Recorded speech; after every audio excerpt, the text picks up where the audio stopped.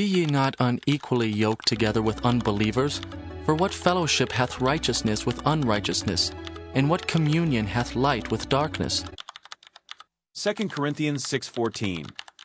One Sunday, a few of my fellow students and I decided to venture over to the Oxford versus Cambridge fencing match.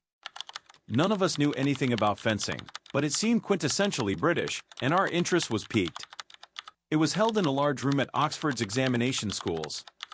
Dark paneling covered the bottom half of the walls, while the top half was painted a muted yellow. Large windows spanned from window seats upwards to the arched ceiling that was divided into sizable white squares featuring mythical animals. Initially, we sat in the chairs provided. But after realizing that most spectators were standing, we climbed onto one of the window seats for a bird's-eye view.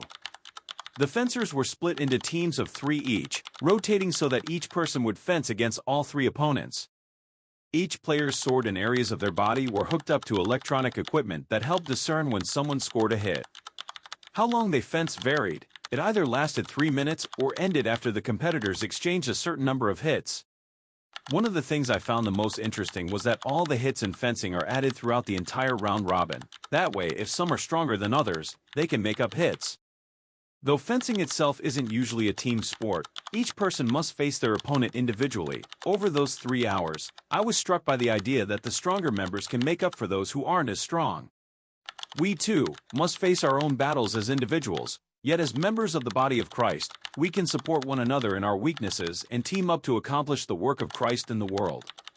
When we know we are part of a team, we work differently, leaning into our strengths and noticing where we can come alongside others to support them.